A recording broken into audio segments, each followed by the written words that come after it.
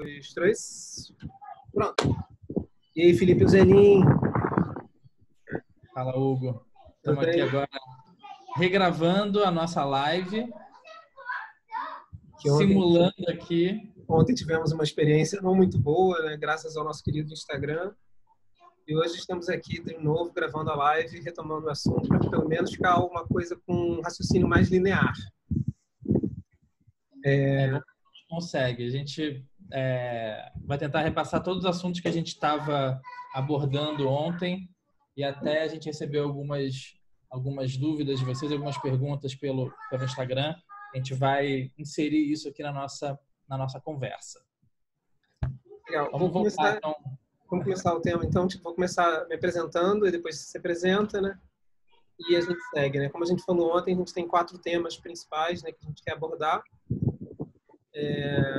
E a gente vai abrir já sobre eles e vamos começar a falar cada um dos temas e no final a gente tenta fazer ali um fechamento. Vamos ver como é que a gente evolui também, né? Que cada hora que a gente fala sobre isso, a gente cresce um ponto, vamos ver que pontos que a gente acrescenta também a partir do roteiro que a gente montou.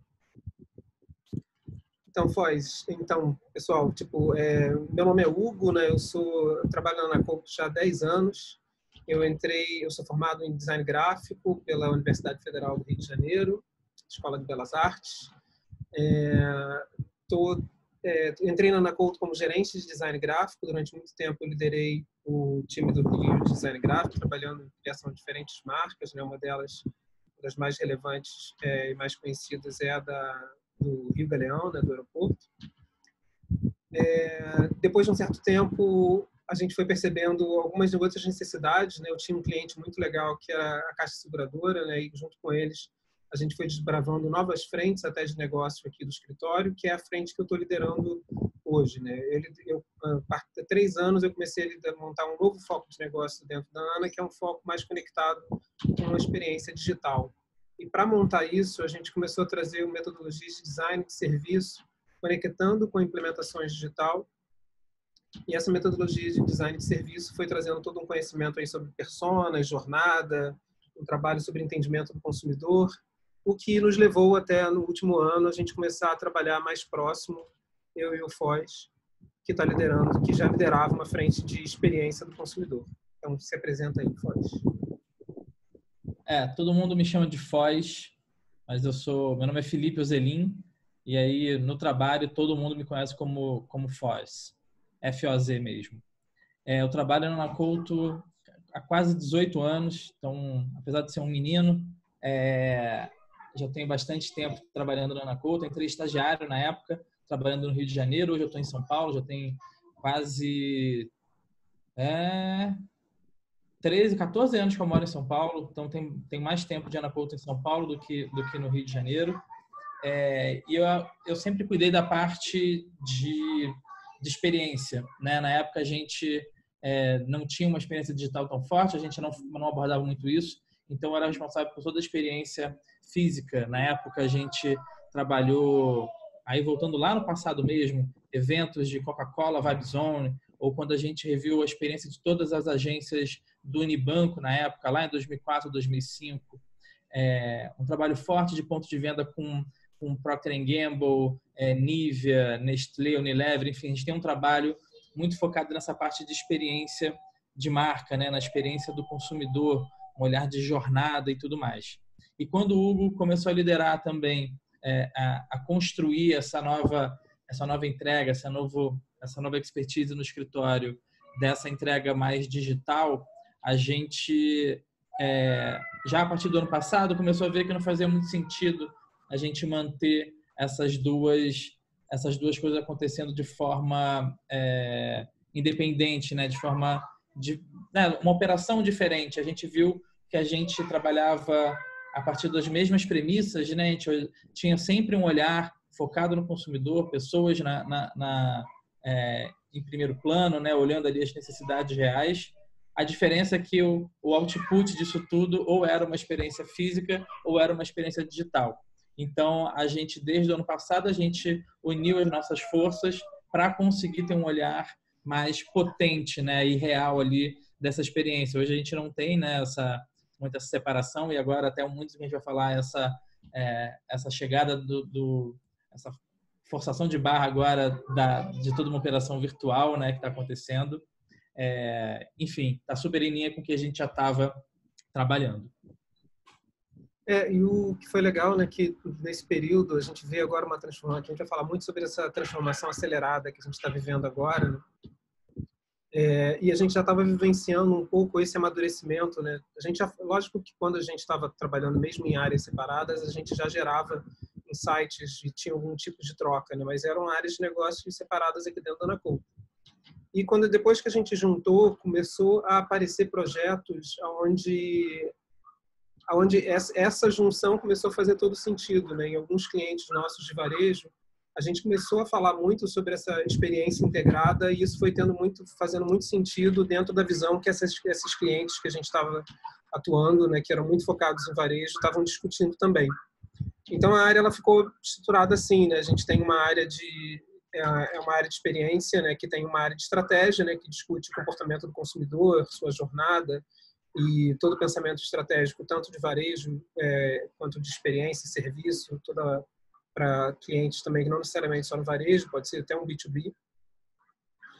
Como também aí a gente tem as duas áreas de implementação, né? Um time que foca em implementação de produto digital e um time que foca em implementação de experiência física, né? Mas trazendo sempre esse olhar, né? Que uma experiência física, por mais que ela esteja física, ela tem que levar em conta o comportamento do consumidor. Isso era algo que a gente já estava discutindo e que agora, né, a gente está discutindo ainda mais em função de algumas acelerações que a gente acredita que vão acontecer.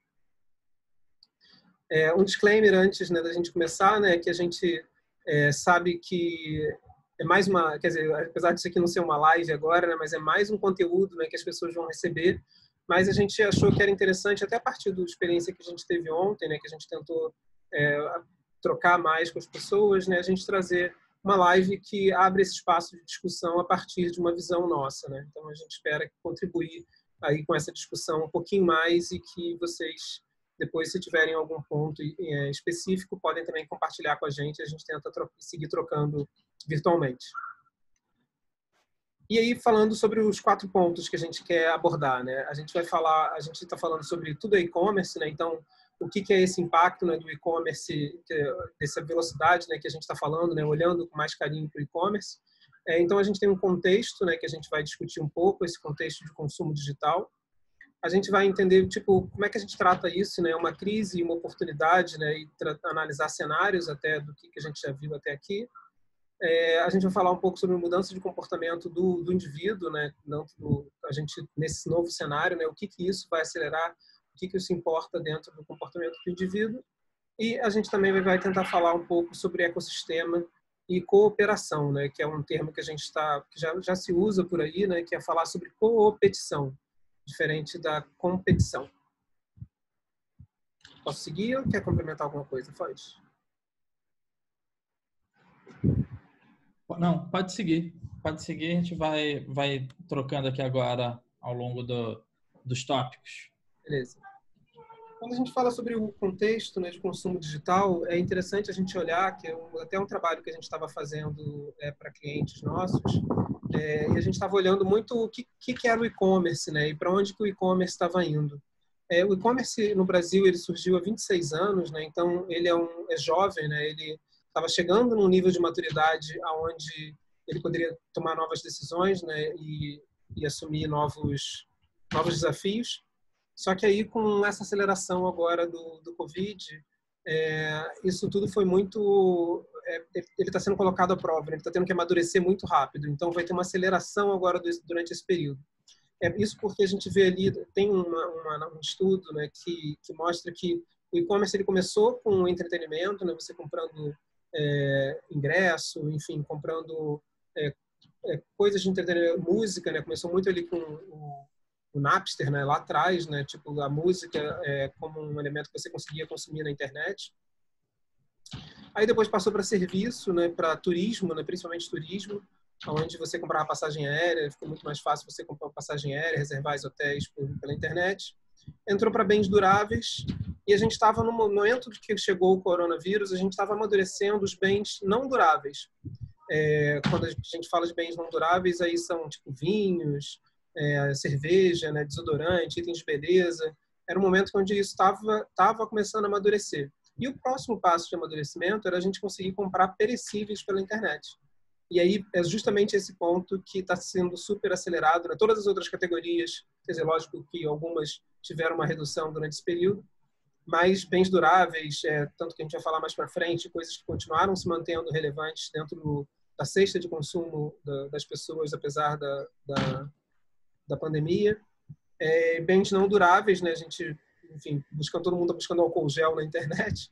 E os perecíveis, eles agora começam a fazer parte dessa cesta de compras online, né? Você já não se questiona mais se você vai, que é muito mais legal comprar uma maçã presencialmente, mas você compra ela virtualmente. E se a experiência for boa, isso pode gerar consequências pós-pandemia.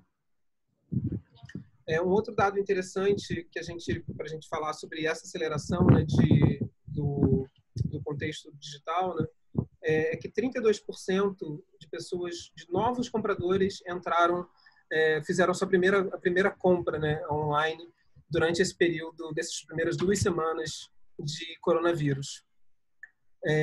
Outro fato relevante é, junto com isso, né, a gente está tendo também uma tsunami de conteúdo, né? Então, ao mesmo tempo que a gente está tendo esse crescimento de atividade online, até tem alguns dados ali que falam de mudança de comportamento, você está usando o celular de um jeito diferente, né, porque agora a gente não tem o deslocamento para o trabalho, mas a gente também está tendo uma tsunami de conteúdo, né? Então, tem muito conteúdo, muita live, como a gente falou, todo mundo quer dar uma opinião, todo mundo quer estar relevante, né, justamente porque a gente estamos aprendendo, né, como lidar com essa situação, né, como é que os negócios continuam funcionando durante esse período.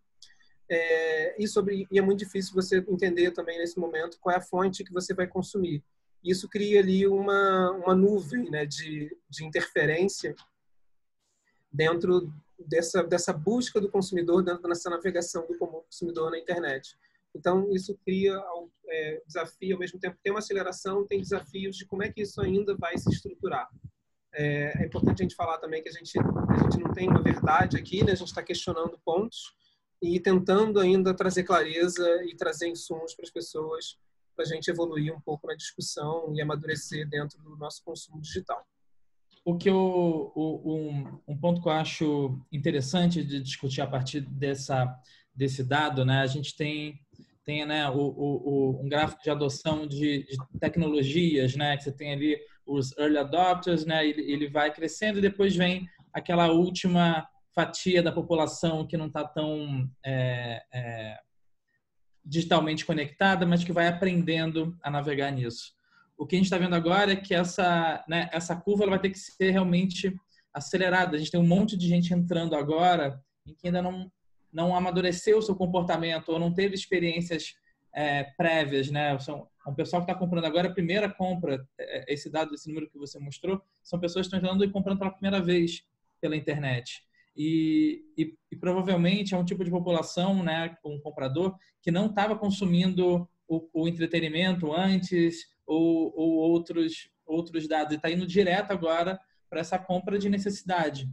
Então, é interessante que até o amadurecimento da tecnologia, né, que ela vai evoluindo ali com né, os early adopters, né, ali sempre testando beta, dando feedbacks, né, e tudo mais, você vai evoluindo a tecnologia. Agora você tem uma enxurrada de pessoas já usando.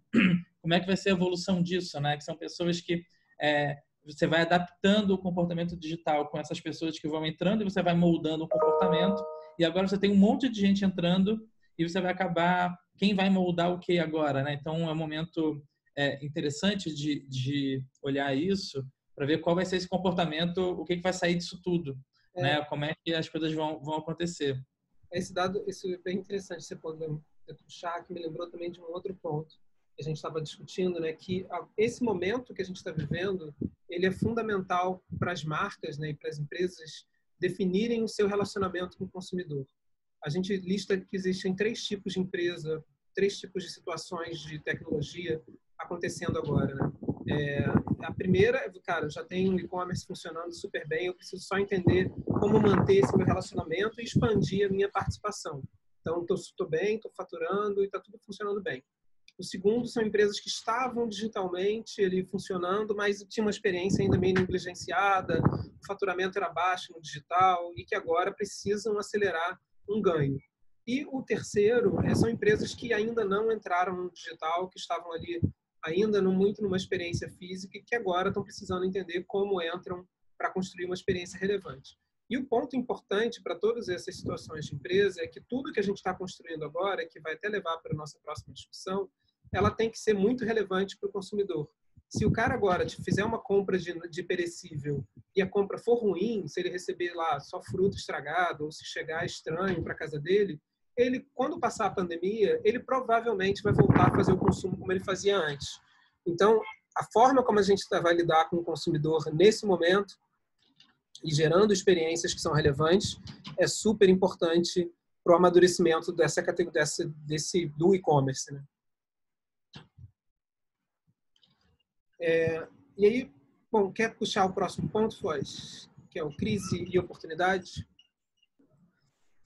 Outro ponto que a gente vai falar, que a gente vai começar a abordar aqui, é entendimento de crise e oportunidade. E aqui, a gente não está falando, tipo, vou aproveitar a crise e vou ficar milionário, vou investir em tais coisas. Não é esse tipo de coisa, mas como é que novas soluções e comportamentos emergem, né? A oportunidade de emergir soluções mais interessantes nesses períodos de crise. A gente estava, até antes da gente decidir fazer essa live agora que a gente está fazendo, a gente já estava olhando alguns dados. Interessante ver, por exemplo, o crescimento do Alibaba lá em 2003, quando teve a SARS, né? Então, foi também foi uma... Eu não sei se chegou a ser classificado como pandemia, mas também foi um problema de saúde que teve no mundo todo. O Alibaba cresceu muito nesse período, né? Ele já estava ali estruturando a operação dele, mas ele cresceu muito, ele aproveitou esse momento e expandiu e teve um reconhecimento mundial, né? Então, essa foi uma oportunidade ali, e coisas que a gente estava seguindo o exemplo do próprio Alibaba, que ali ele construiu todo um império mesmo, no final das contas, né? Que ele acabou resolvendo vários problemas da cadeia que tinha ali, principalmente no mercado chinês, né? Então, ele cuidou da logística, ele foi criando todas as ofertas. O que a gente vê hoje, tentando traçar, se a gente seguisse a mesma lógica, pensando hoje que está acontecendo nessa pandemia mesmo acontecendo, será que vão surgir novos Alibabas? E a gente acha, de novo, a gente não tem certeza, que não, que hoje a gente já tem até o que a gente vai falar depois, dessa economia mais colaborativa também, essa competição que acontece, que é mais provável que a gente tenha mais competidores se unindo para ajudar as coisas a funcionarem do que eu vir e criar todo um império em que eu cuido de tudo. É isso que a gente acha que é mais provável acontecer, né? Então, lá na China, o Alibaba ele cuidou da entrega e o delivery de um monte de coisa, ele criou o mercado, ele cuidava da entrega, ele fazia tudo. Hoje aqui a gente tem iFood, Rappi e outros players que conectam já o mercado do bairro, o restaurante, eles criam a infraestrutura para criar um centro de distribuição, né? Então, muitas vezes o restaurante nem existe para você sentar e comer, mas ele é um centro de distribuição. Então, a gente entende que é pouco provável que surja um só dominante, a gente vai ver várias soluções acontecendo. E também existem, quer dizer, lógico, nesse primeiro momento aqui, coisas que a gente vê, a gente já viu alguns dados, né, de setores que estão crescendo muito, né? Por causa dessa mudança de comportamento, né? Os pais em casa com seus filhos, o setor de brinquedos está crescendo nesse período agora 643%. Supermercados, né, que está todo mundo comprando mais mercado porque a gente está cozinhando em casa e está consumindo mais produtos perecíveis, inclusive, está crescendo 448%. A gente também tem uma necessidade de entretenimento em casa, então os games online estão crescendo. As pessoas estão passando a fazer exercício em casa e aí por isso estão comprando artigos esportivos, deve ter gente comprando peso para ter em casa, para conseguir manter uma saúde. Aí, junto com os supermercados, né, você tem também itens de farmácia, né, que estão crescendo 74% de compra online. E o setor de entregas, né, que está tendo esse trabalho de logística, né, que é como o Foz falou, é o que está fazendo, quem está fazendo essas conexões todos, né, está crescendo 55,66%. Então, são dados que são interessantes olhar, né, tipo, com a mudança de comportamento do consumidor, alguns setores já começam a despontar, né, como uma oportunidade de se estruturar no comércio online e surfar essa onda, mesmo com uma passada depois de passar a pandemia. Tem uma outra coisa interessante também que a gente viu é que os números de venda de artigos para casa, eles não diminuíram nessa pandemia. Então é interessante ver como as pessoas, né, estão ficando mais tempo em casa, né, elas começam a cuidar mais do seu ninho, né, ela tem interesse em cuidar das coisas de casa. Calma aí que minha filha está aqui, me interrompeu um minutinho. Como é que a gente começa a mudar a relação que a gente vai ter com a nossa casa, né? Antes a gente, isso estou falando, é uma parcela muito pequena da população que trabalha em frente a um computador e tem a oportunidade de conseguir trabalhar de casa, né? A gente sabe que o impacto é maior para a maioria, mas para essa parcela, né? Em que a gente saía de casa para resolver alguma coisa, mas você tinha essa casa como um porto seguro, né? Um momento, aqui é o meu santuário, eu relaxo. Agora a gente tem que começar a dividir a casa nesses ambientes, né? Minha casa toda é trabalho, o trabalho pode ser super prazeroso. Qual é o lugar que eu estou trabalhando em casa que é prazeroso? Qual é o lugar que eu estou trabalhando em casa quando eu estou resolvendo problemas mesmo que vão me dar dor de cabeça? Então é interessante, a gente acaba desvirtuando um pouco aqui a conversa, mas é legal ver que essas coisas de casa, o que vai ser daqui para frente a estética dos apartamentos, das casas, né? A gente vai ter agora mais áreas verdes abertas em apartamentos, pensando se eu tenho que ficar trancado dentro de um espaço, eu não posso visitar áreas comuns, eu consigo me satisfazer só nesse espaço. Então é interessante a gente pensar nisso também. E as pessoas estão começando a repensar esses espaços, né? Porque muita gente compra apartamento ou aluga apartamento pensando, um lugar só que eu vou dormir, vou sair, eu saio muito, não fico tanto em casa. Mas as pessoas começam a repensar que precisam de um espaço mais agradável para estar, né? Ou quando você também está tirando essa questão do deslocamento, da vida das pessoas, as pessoas já começam a pensar, tipo, cara, se eu não preciso me deslocar tanto, será que eu não posso morar um pouco mais distante e ter uma casa melhor? Então, isso é um dado que vem até dos Estados Unidos, né, que é um crescimento de busca por casas distantes, né, de casas fora do grande centro. A gente não tem esse dado ainda no Brasil, mas isso é algo que possivelmente vai ter uma reflexão, né, de se quem pode trabalhar à distância, será que a gente vai continuar tendo os 7 dias por semana, os 5 dias por semana, a gente trabalhando, indo para o mesmo escritório, se encontrando? Como é que vai ser essa dinâmica? Pensando na especulação imobiliária, né, que eu tenho, muita gente vai e escolhe morar. Eu vou morar num apartamento pequeno que eu não gosto tanto, que ele é feio, mas que é perto do trabalho, eu economizo o deslocamento. E agora que ele está dentro de casa, ele está sendo, caramba, agora eu sou obrigado a morar nesse lugar feio e tal, que era realmente só um local para dormir. Isso vai ter impactos curiosos para a gente ver depois, né? Como é que a especulação imobiliária, como é que vai ser o crescimento, não só da cidade, né? Mas de toda a sociedade a partir disso. Discussões profundas, né? Ficou baixo o seu som, Hugo. Ficou baixo? Melhorou? Não, melhorou. Ficou baixo só aquele minuto. Tem um dado que você tinha trazido até, né? Quer dizer, um dado não, né? Um ponto que você tinha trazido numa outra conversa que a gente teve, né? Que era que, cara, depois que sair essa história, né, e você tiver uma boa experiência, né, e você tá com sua casa ali como seu ninho, um lugar que você fica bem, você só vai sair de casa para comprar coisa que seja divertida, né? Todo o resto você vai resolver online, vai ser simples, mais direto. Então, de novo, né, se você tiver oferecer experiências boas de compra digital para esse cara agora, provavelmente isso vai se manter durante após a passagem dessa crise que a gente está vivendo. E é interessante ver que, já que agora a gente está sendo forçado mesmo a ter uma experiência de compra digital, a gente vai começar a ver também, o que eu acho, as categorias que a gente tem baixo envolvimento emocional, né? Ou seja, uma compra racional, e aí, sem diminuir marcas nem nada, mas um produto de limpeza, uma coisa de lavar roupa, que talvez eu não tenha um envolvimento emocional tão grande, eu só preciso ter isso em casa.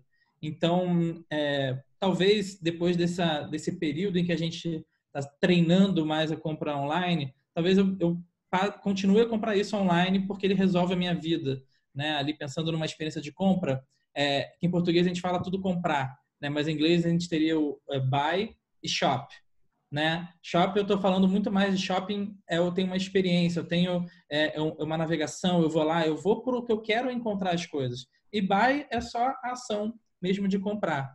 Então, o que vai ser interessante também a gente ver qual vai ser o papel das lojas físicas depois disso tudo, né? Como é que eu organizo produtos? Será que e a gente usa muito isso, né, no nosso trabalho, de entender o consumidor, qual é o comportamento dele quando ele chega na gôndola e tudo mais. E isso agora, forçando a mudança mundial de comportamento, o que vai acontecer depois disso, né? Então, quando eu for para a loja, que experiência que eu quero ter? Eu vou navegar da mesma maneira de novo? Ou eu já vou... Cara, agora eu só quero ir para o que for mais legal mesmo.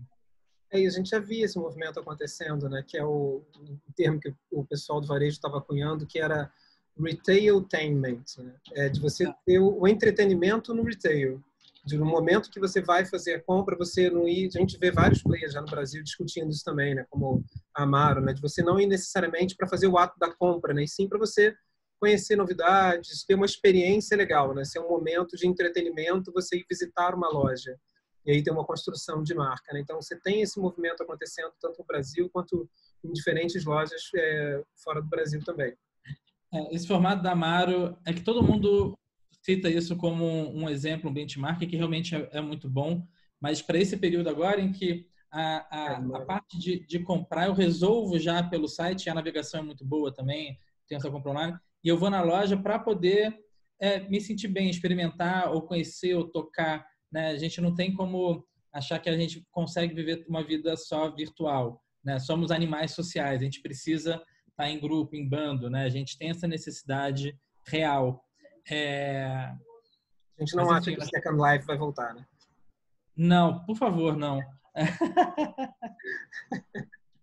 A gente precisa disso, só que agora a gente vai ser mais criterioso mesmo, né? Quando a gente sair, a gente vai, talvez no primeiro momento também vai ser interessante ver qual vai ser o nosso comportamento quando a gente começar a liberar mais o contato social, né? Acho que durante um bom tempo a gente não vai evitar grandes aglomerações, né? Mas a gente vai começar a encontrar com pequenos grupos. Essas relações sociais vão fazer muita diferença agora, né? Então, sei lá, é provável que a gente tenha um grande show logo daqui a pouco, ou uma partida de futebol com um monte de gente, mas os bares vão estar lotados, né? A gente estava brincando, né? A gente viu um meme que falava: quando acabar essa pandemia, eu só vou cumprimentar as pessoas com um beijo na boca, né? Então, é bem curioso isso, que, cara, agora vai ser liberação total, né? Eu quero ter contato humano, abraçar todo mundo. Como é que isso vai influenciar mesmo todas as relações que a gente tem de compra, né? O que eu consigo ser racional, eu resolvo já aqui de casa, mas depois eu quero ter uma parada muito legal. Aí passa isso já é um gancho, né, que passa para o nosso próximo ponto, né, que é o terceiro ponto, que é a mudança do comportamento, né, do indivíduo. E aí eu estava até quando você estava falando, eu estava pensando, né, que a gente ontem ficou refletindo sobre a história da pirâmide de Maslow, né, que com essa mudança onde a gente teve esse rápido todo mundo veio para casa, né, e tem uma crise acontecendo, a gente começou a pensar sobre a pirâmide de Maslow e que a gente foi para a base da pirâmide. A pirâmide de Maslow, ela fala sobre tem diferentes níveis, né? O nível mais básico são as necessidades fisiológicas, e depois de segurança e sociais, de estímulos individuais e de autorrealização. Então, quando você está num momento de crise como esse, né, que todo mundo está falando que é como se fosse um momento de guerra, a gente entra ali mais baixo nas necessidades fisiológicas. A gente tem que comer, beber, conseguir dormir, então a gente tem que ter isso resguardado. As outras todas, elas vão perdendo um pouco relevância, né? Tipo, lógico que emprego, saúde continua, propriedade, né, continua relevante, família, amizade, amor também, mas você tem um reforço ali na base da pirâmide de Maslow. E o que pode ser interessante a gente refletir é que a gente está tendo esse recuo para depois começar, aqui isso não muda muito, né? A forma como a gente come, a forma como a gente bebe, a forma como a gente dorme, isso não muda com o tempo. Mas o que pode ser interessante é a gente refletir que com esse recuo, né, e a gente dando muito valor para as questões fisiológicas, é provável que a gente tenha uma nova forma de lidar com esses outros pontos de necessidade de segurança, né, de necessidades sociais, de estima e de autorrealização de um jeito diferente. E aí, quer dizer, aí tem pontos que a gente já trouxe, né, que a gente estava falando aqui, né, que a nossa relação espacial ela vai mudar, né, então até isso, né, essa relação básica ela não muda, mas as relações espaciais e com o ambiente vai mudar completamente.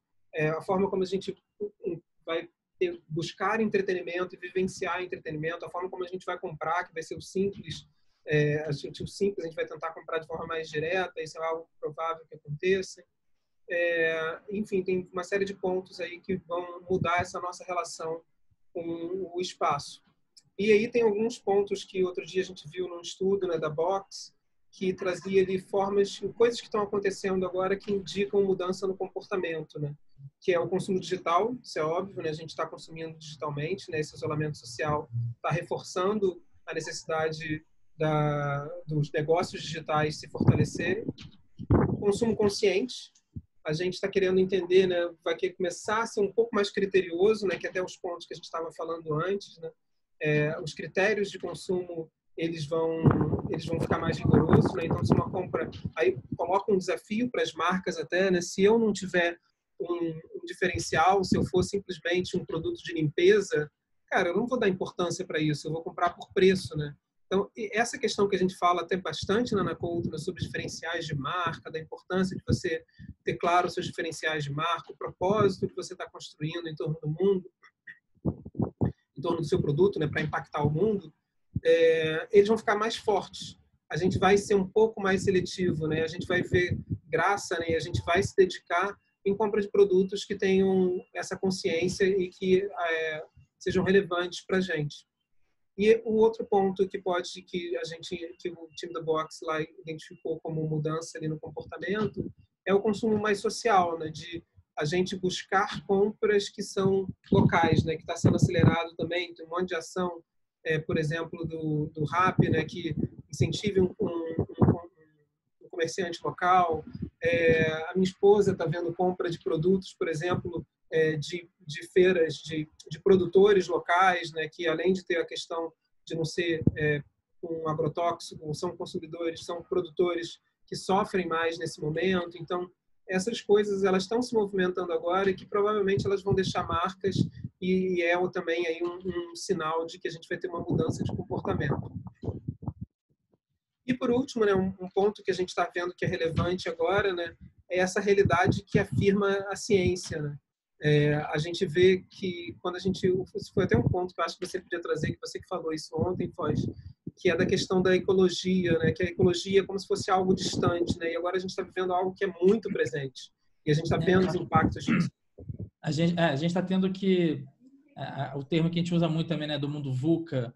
É bizarro como é VUCA mesmo, né? E cada dia é uma coisa diferente que a gente vê, uma informação de algo que mudou no mundo, ou do nosso governo, ou do negócio. E a gente tem... Até é curioso, na Anacultura a gente tem ali o diário de bordo. Todo dia, no final do dia, a Ana divulga ali tudo que aconteceu. E é legal a gente ver como a gente está evoluindo. Mas um ponto, acho que foi o Roda Viva dessa semana, acho que foi da semana, foi com o Átila, que é um biólogo super legal, e ele falou, uma frase dele foi super interessante, que é os negacionistas, né, quando falam, sei lá, do aquecimento global, quando você olha, não tá tudo igual agora. Então, eu não sou confrontado com a realidade nesse momento. Né? O aquecimento global vai ser um problema daqui a alguns anos. Né? Se a gente não mexer em nada agora, ele vai ser cada vez mais perto, mas ele é um problema que eu não estou vendo agora. Talvez outras gerações vão vivenciar esse problema mais sério. Né? A gente acaba se adaptando. O que está acontecendo agora com a pandemia é que a gente está sendo confrontado com um espaço de tempo de 1 a 2 semanas. Né? Uma coisa que eu falei hoje... Não, isso não tem... Semana que vem é um problema já. Então, é legal a gente estar mais conectado com essas coisas, né? Como é que agora a gente vai ter um retorno eu acredito, né? A gente acredita de olhar para a ciência, né? Menos ali opiniões e olhar mais em coisas realmente que a gente acredita, né? A gente vai ser mais criterioso com isso tudo. Eu queria só voltar uma brisa aqui que eu estava tendo aqui, pensando nessa coisa de comportamento, né? E de categorias. Pensando se a gente está mais em casa agora. E agora, isso aqui é minha expressão de personalidade, né? Então, o que está exposto na minha casa fala sobre mim. E isso daqui, a gente está... Imagino que a indústria da moda vai sofrer um pouco agora, porque eu não preciso mostrar minha calça, um sapato, um tênis, ou o que seja, mas acessórios talvez tenham uma importância maior, né, para poder até demarcar mudanças de humor de uma forma mais clara, ou se eu saio de um ambiente para o outro, o que compõe nessas coisas. Então, eu estava pensando nisso agora, como essas oportunidades dessas indústrias, né, sei lá, de acessórios, de coisas para casa realmente, elas se tornam uma forma de mostrar identidade, né? São raras as vezes em que a gente mostra para as pessoas, para o mundo, a nossa casa, né? Você convida pessoas a virem. Agora, a gente está toda hora expondo a nossa intimidade de alguma forma. Aí tem um ponto interessante, né, que a gente fala sobre o comportamento dos colaboradores. Aí pensando para dentro das empresas até, né, que a questão de cultura, né, das empresas, ela mudou, né? Tipo, a gente, Ana Couto, por exemplo, dando o nosso exemplo, tá cada um na sua casa. Isso tem um em Austin, nos Estados Unidos, tem outros em São Paulo, no Rio de Janeiro, no Sul, enfim. Cada pessoa foi para o seu canto se fazer a sua quarentena e continuam operando, né? Então, a construção de cultura de uma empresa, essas empresas que podem trabalhar virtualmente, né, também vai ter um grande impacto, né? Porque, por um lado, você vai estar distante, construindo aqui o seu ambiente, o seu horário de trabalho, a sua necessidade. Por outro, é uma oportunidade também para as empresas olharem que elas estão disseminadas dentro dessas casas todas, né? Fazendo parte dessa expressão, né? Então, estou eu aqui mostrando minha casa, o Foz na casa dele, falando da Ana Couto. Então, começam a entrar mais fatores humanos dentro da construção de cultura, né? Então é um ponto que é interessante também, que vai ter impacto, porque a gente não vai voltar a trabalhar, provavelmente a gente não vai voltar a trabalhar da mesma forma. A gente, antes de começar essa história, eu viajava quase toda semana para São Paulo, né? A gente continua tendo as mesmas reuniões sem eu estar precisando viajar, então vai ter algum impacto aí nessa história, né? A gente vai rever mesmo toda essa parte de deslocamento, né? Imagina que isso agora, aí tentando ter um olhar otimista, né? Os benefícios disso, eu aqui em São Paulo, trânsito na Marginal, não sei quantos quilômetros de trânsito, de pessoas se deslocando sem tanta necessidade agora, pensando nisso. Então, esses impactos são curiosos. Aí o último, aí a gente já passando agora, como a gente até começou a falar de marcas, né, e de empresas, aí a gente começa a pensar aqui do ponto de vista, a gente falou do indivíduo, né, o que está mudando nele, e isso vai causar também mudança na forma como as empresas se competem, né, que aí é o último tema que a gente fala de ecossistema e competição, né, que é a colaboração competitiva. E a gente está vendo aí uma série de sinais sobre isso, né, tipo, a gente tem o Uber Eats tentando ajudar o mercadinho local.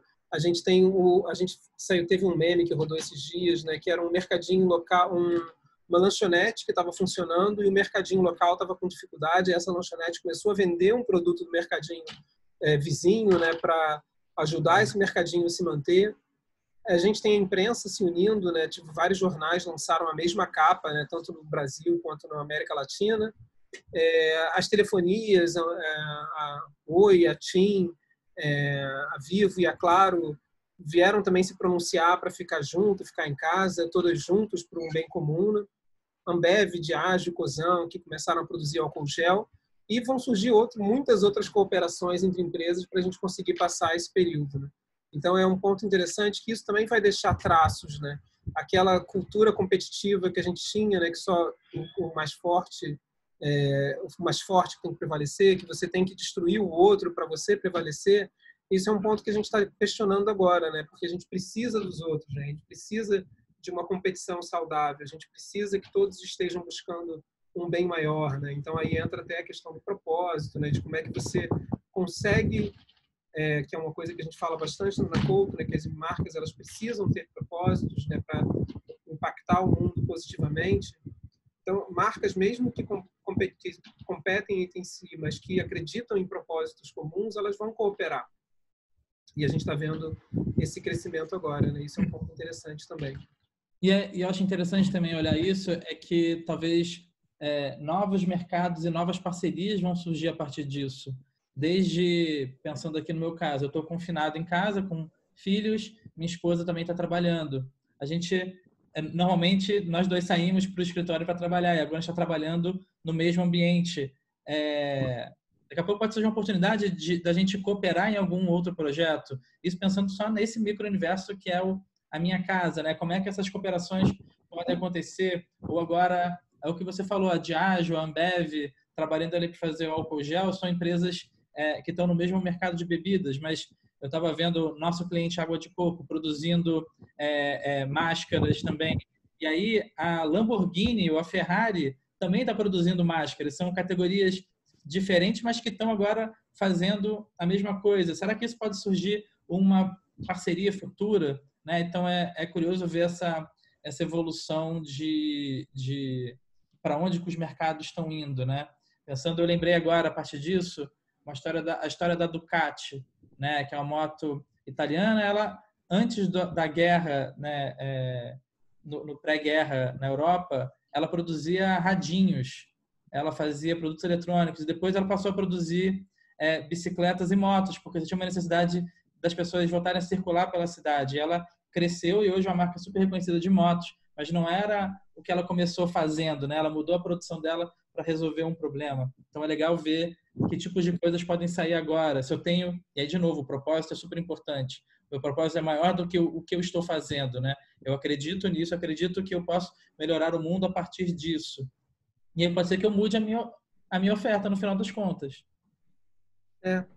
Então, aí o que a gente coloca como um ponto muito relevante para essa história, né, e também até um ponto que é importante para passarmos por esse momento de crise, é justamente entender esse ecossistema que está em volta, né? Assim como o Rappi ele entendeu que ele tem que olhar para o mercadinho, né? Porque o mercadinho Uber Eats, o Rappi, o mercadinho ele é importante, essa produção local é importante porque é dali que ele pega o produto e leva para o cliente. Se não tem a produção local, essa empresa deixa de existir. Então, eles juntos eles se tornam mais fortes e conseguem manter uma produção, né? Então, essas conexões, a gente olhar para o ecossistema e o que está acontecendo no ecossistema, sempre com aquele olhar de empatia, né, que a gente falou lá em relação ao consumidor, é ultra relevante para a gente passar por esse momento de crise, e isso vai deixar marcas, né? A gente vai se posicionar diferente em relação aos nossos competidores após a passagem dessa pandemia. E aí eu queria começar a puxar aqui, a gente já começando uma conclusão, né? E tem alguns pontos que a gente tinha anotado, e tem só um ponto que eu acho que é relevante, que tem uma fala ontem que perguntaram, né? Que a gente vê uma tendência grande, né? Dessa construção agora que a gente vai ver e que vai se fortalecer, é a gente entender que os centros de distribuição, né, e a forma como você distribui mercadorias dentro de uma cidade, né, dentro de uma comunidade, ela vai precisar ser mais próxima, né? Justamente porque você tem necessidades do produto do mercado local, né, que precisa continuar vendendo, e você não vai ter essa possibilidade logística agora, né, tão clara, né? Você não consegue os aviões eles reduziram o seu deslocamento, né? Então, você comprar um produto importado agora, ele se torna mais difícil, né? Lógico que os navios eles continuam trazendo mercadorias e tal, mas vai se enfatizar aí uma questão de produção local. Então, aí a gente fez estratégias até de grandes marcas, né? Por exemplo, a Magalu, né? Que passa a tratar as suas lojas como centro de distribuição, de você não ter um grande centro de distribuição com várias mercadorias, mas você tem a loja e dentro dessa loja você consegue oferecer o produto para o cara que está do lado da loja. E não sair, ter um deslocamento grande e tal. Então, a gente está racionalizando também essa questão de distribuição, e isso também é uma tendência super forte que a gente vai ver a partir já vinha acontecendo e a gente vai acelerar agora durante a pandemia. Um outro ponto relevante é que quando a gente falava lá sobre desenvolvimento digital, né, e de empresas que estão em diferentes níveis de maturidade, cara, o importante é começar a fazer, né? Mesmo se você não tem uma atuação digital ou você já tem, é tipo pegar soluções menores, né? Mas precisam ser colocadas em práticas. Não é que a gente tem, a gente não está aqui. Como é que a gente entende o problema e já faz coisas rápidas, né, para a gente colocar para serem executados, né? Aí eu queria que você falasse do próximo ponto, mas a questão do design, né, design de produto, mas a questão da embalagem que começa a mudar. Isso a gente falou ontem, que acho que é relevante, que isso vai ter uma mudança também.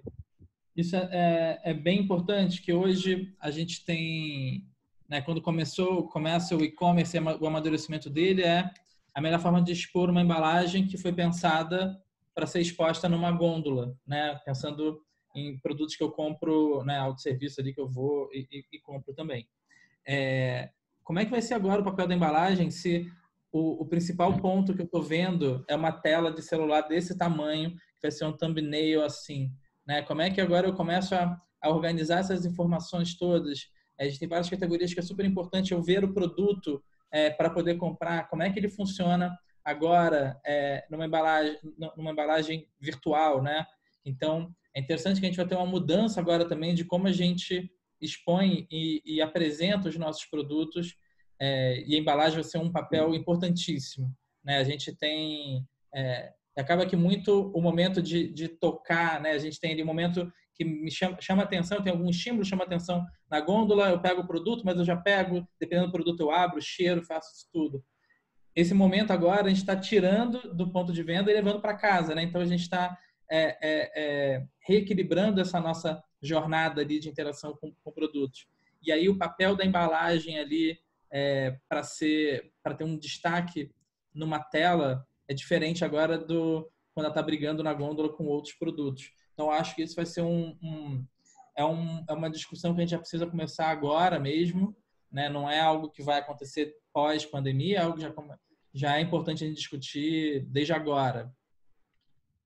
Aí o próximo ponto que a gente marcou, né, como um aprendizado que a gente vai levar dessa história, é que a gente vai aprender na marra que as pessoas precisam estar sempre no centro das decisões de negócio.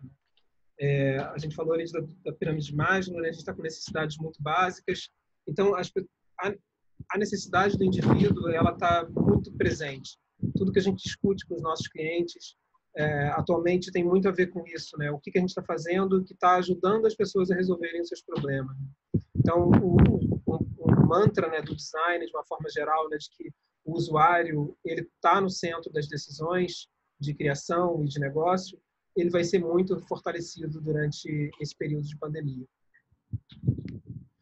E aí, um outro ponto que a gente, aí, ainda seguindo nas empresas, um outro ponto que a gente já falou e que vai ser relevante para as empresas, né, é que a forma de construir a cultura vai mudar, né? Essa cultura, a gente não controla mais o espaço de trabalho, né? A gente não pode ficar martelando ali mais os nossos valores dentro do nosso ambiente de trabalho, mas sim a gente tem um grupo que está super disseminado em diferentes lugares. E como é que a gente constrói cultura? E como é que essa cultura, como é que se constrói cultura dentro de uma situação assim tão pulverizada, né? Então, a forma que a gente constrói cultura corporativa vai mudar bastante. Essa necessidade se a gente precisa de um escritório de 600 metros, 1.000 metros quadrados para ter todo mundo, ou não, o escritório ele se torna realmente um ponto de encontro quando a gente precisa, né? Isso são coisas que já estavam sendo discutidas e que agora isso vai acelerar mesmo essas resoluções. E aí até a forma de trabalho, a gente tem visto muito isso, né? Que a gente já está nesse experimento, terminando a terceira semana desse experimento, né? E a gente vê coisas que funcionam e coisas que a gente tem mais dificuldade, né? A gente fala muito internamente na Couto do AAA, né? Que é agilidade, autonomia e alinhamento. Conseguimos trabalhar com alinhamento? Conseguimos, a gente consegue implementar ritos e tal, consegue trabalhar de uma forma com autonomia, a gente é obrigado, né? Tá cada um no seu canto trabalhando de uma forma bem autônoma. Mas a questão ali da agilidade, e agilidade aqui, eu estou discutindo tanto questões de criação e tal, eles são questões que a gente ainda está aprimorando, mas são questões que são importantes para a gente, como uma empresa criativa, né, seguir desenvolvendo o nosso trabalho. Então, isso vai ser super importante, né? A gente continuar exercitando e entender como é que a gente implementa cada vez melhor questões de agilidade, autonomia e alinhamento para que as empresas continuem trabalhando durante esse período de crise, né? E isso, com certeza, vai ter impactos depois que a gente voltar a operar ou voltar a ter alguma traços de normalidade de novo. Algum traço de interação humana, né? Traços de interação humana ou mais próxima, né? Além das nossas conexões familiares, conexões com outras pessoas. E esse momento, né, que como a gente falou, né, eu acho que é o ponto principal, né, é um momento de inovação. A gente internamente tem pensado constantemente também o que a gente pode fazer diferente, né, o que isso está impactando, como é que a gente inova nessa história. Então, eu acho que é um traço que veio para ficar, né? A gente está sendo muito colocado à prova, né, para criar novas formas de trabalho, criar novas formas de relacionamento, novos produtos, novos serviços. E esse pensamento de inovação, ele vai ser algo que vai se permanecer dentro da narrativa, né, e da construção das empresas de uma forma geral. Acho que são esses os pontos, Foz. Mais alguma coisa? Olha, bem-vinda. Essa é a Luísa, minha filha. Estou fazendo uma live aqui. Não, os pontos são esses. Aí sempre quis falar isso. Deixe seu like, aperta o sininho. Foi boa. Não, acho que foi bom. A gente conseguiu abordar os assuntos. Ontem, realmente, a gente ficou caindo pra caramba no Instagram, não conseguia evoluir o raciocínio. Não sei, esses assuntos são bem interessantes, intrigantes, assim, dá pra gente ficar falando sobre isso e ver mais coisa para falar. Então, enfim, eu gostei aqui da conversa. Espero que todo mundo goste também. E depois a gente grava mais coisa. Será? Valeu, Foz. Acho que foi bom também. Então, provavelmente o nosso time vai postar esse material nas nossas redes, né? E se vocês tiverem algum tipo de conversa, além do que o Foz falou, né? Aperta aqui o sininho, dê um like, essas coisas que eu também nunca tinha falado. Mandem para a gente dúvidas e a gente segue essa conversa virtualmente, mas vamos manter aquecido, porque o importante agora é a gente falar sobre esse período, né? Para a gente entender como é que a gente supera ele. Desculpa a ventania, hoje está ventando pra caramba aqui onde eu estou. Mas é isso. Valeu, Foz. Obrigado, cara. Valeu, Hugo. Tchau, gente.